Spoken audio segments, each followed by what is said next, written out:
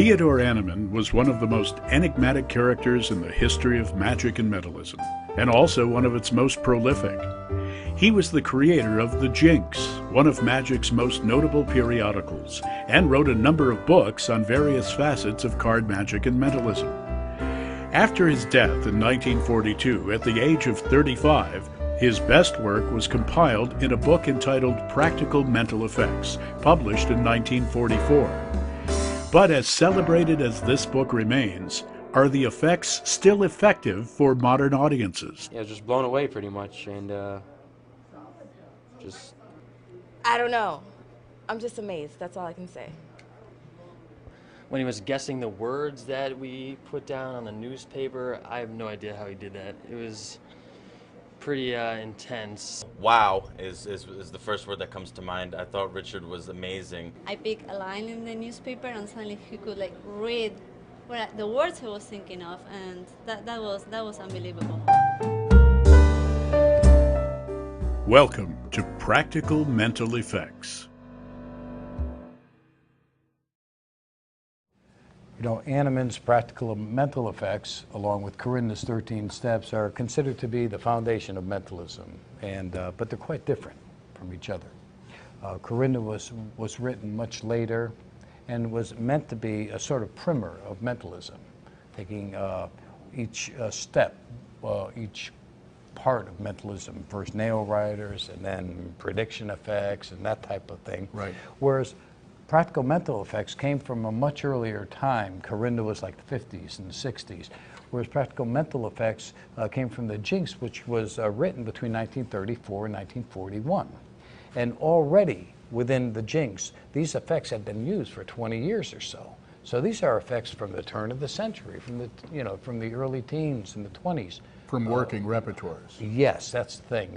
Every one of these effects in this book were from magicians and mentalists who were doing this stuff for real. That's why this stuff is so important.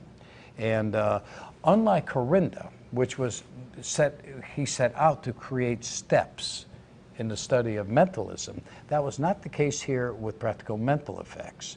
This compilation of mental effects from the Jinx didn't happen until 3 years after Annemann passed away. Okay. And when they put them together in practical mental effects, they tried to organize them, card effects, living and dead tests, but that was never the intent in the first place. Right. The intent was a magazine filled with different effects contributed by Annemann and others. And so when we decided to do this, we talked in great length about this. We said, we're going to take it chapter by chapter like we did with 13 steps. It doesn't make any sense. Right. You know, all we're going to do is wind up having to do 12 living and dead tests in a row, or 12 card effects in a row.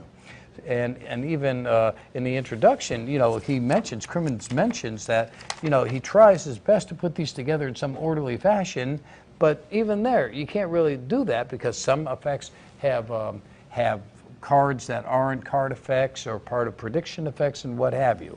So we just chose to pick a montage of effects from different parts of the book, and we're going to disperse these over the course of some 6 DVDs. Yes. And we decided to do it in two efforts. This first set that you're about to look at will consist of the first 3 DVDs, and then we'll move on to the second set in a very short order.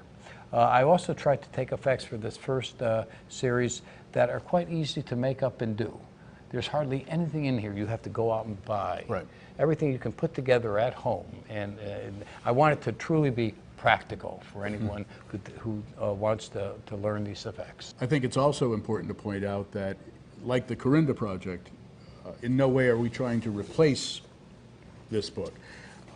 We culled through the material that, like you said, you picked some of the easier stuff, but we're not taking the best stuff. This is not a best of. We really want to inspire people to kind of dig into the book even further, because we're just scratching the surface here. There's just untold riches in this book, and even across 6 DVDs, we won't even have scratched the surface of how powerful and contemporary and how applicable to modern repertoires a lot of this material still is. It is not dated in any way. And you see that all the time on magic forums. It's not dated material at all. My big thing, and let me just finish this quick introduction by saying, my big thing is so much happens with technology these days that more and more people want to attribute any miracle they see to some kind of computer chip or something of that nature. The material in here is of the simplest natures. Papers, chalk, slates, things that are just so far removed from technology that you can't imagine how it could be removed further. With everything that goes on, I know I said it before, with everything that goes on today and all the wonders that we see, still to this day, no machine, no computer can penetrate into your brain. Yeah. And yet what happens? Somebody like we come along with something so simple as a pencil and a paper, and we're able to do that.